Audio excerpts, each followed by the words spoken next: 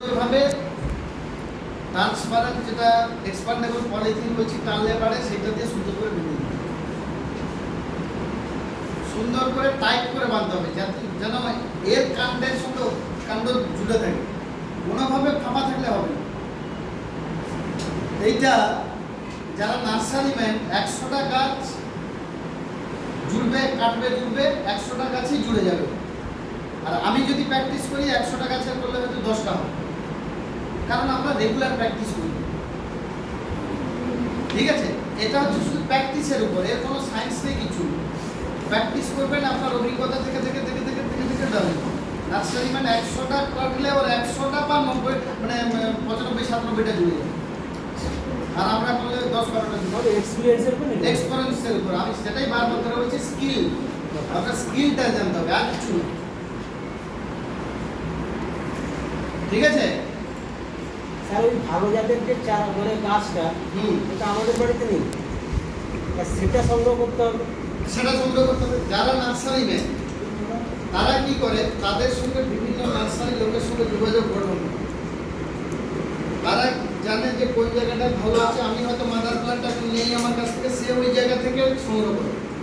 এই আটি যেখানে যেখানে বড় বড় নার্সারি, আমাদের নার্সারি কোথায় আছে, পাঁশকুড়ার সাইডে বড় বড় নার্সারি, ফুলের নার্সারি বলুন, ফলের নার্সারি, খড়গপুর এই সাইডের দিকে বড় বড় নার্সারি, আরামবাগ নার্সারি, এগুলো সব বড় বড় ওখানে নার্সারি আছে। ওরা কি করে, ওরা বিভিন্ন জায়গায় থেকে আমের, দেশি আমের আটি সব সংগ্রহ করে। ওদের সব লোক ধরা আছে, ওই 50 পয়সা বা 1 টাকা করে আটি কিনে নেয়।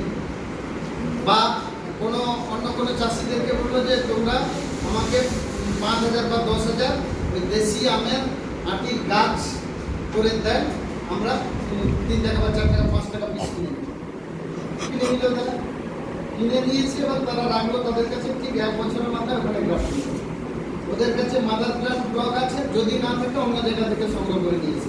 ওই ঠিক সায়ন কেটে নিয়ে আসে, আগের দিন গিয়ে কেটে নিয়ে আসে, পরের দিন এসে অ্যাটাচমেন্ট করে। ওই একদিন আগে যদি কাটে তাকে সারটাকে ভালো করে সংরক্ষণ করতে হবে, ঠিক ভিজে ন্যাংরা দিয়ে ঝুলিয়ে বেছিয়ে তাকে রাখতে হবে, রস যাতে থাকে। স্যার বলছিলাম কি ওই সায়নটা লাগানোর পরে কতদিন জুড়তে বিভিন্ন ক্রপের ক্ষেত্রে বিভিন্ন, মোটামুটি আপনার ওই 20-25 দিন পরে বুঝে যাবে জুড়ে গেছে। নতুন পাতা উপরে বেরোলে উপরের পাতাটা ওই সায়নের এখানে যে জুড়ে দিলাম, এই জুড়ে দিলাম, এটা যে জুড়ে দিলাম এখানে জুড়ে দিয়েছি, এইটা থেকে এবার আস্তে আস্তে দেখবেন পাতা বেরোচ্ছে, এটা পাতা বেরোচ্ছে। আর যদি এই রুট স্টকের কোনো পাতা বেরোয়, এই পাট কাণ্ড বেরোয়, এগুলো সব আউট করতে হবে। এটা তো টক আমের গাছ, এগুলো কিন্তু সব কেটে ফেলতে হবে।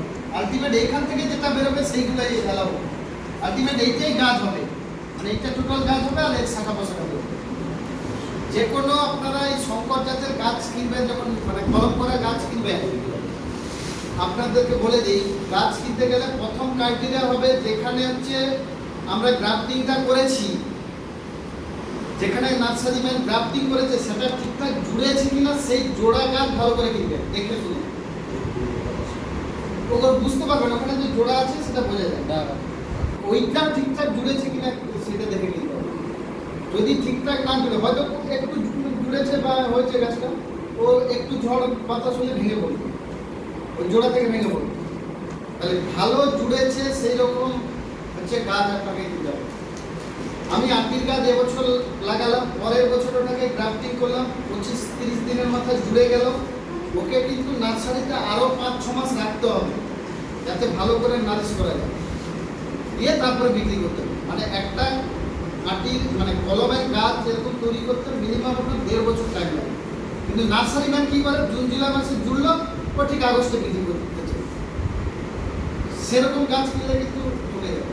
প্রথম ক্রাইটেরিয়া ওই জুড়েছে কিনা ভালো করে দেখে নিতে হবে, এক।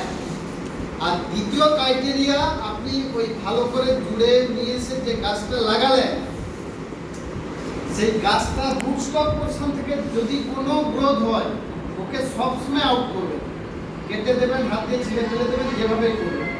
আর কলম করা গাছ যখন লাগাতে যাবেন, এই যে জোড়া অংশটা, এইটা সবসময় মাটির উপরে থাকে, এটা জিজ্ঞেস করো, মাটির নিচে ঢোকানো যাবে না।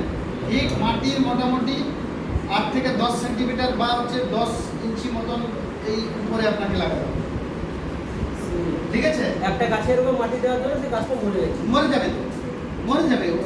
সেটা কারণটা কি? ওই মাটি নিচে ঢুকে দিয়েছে।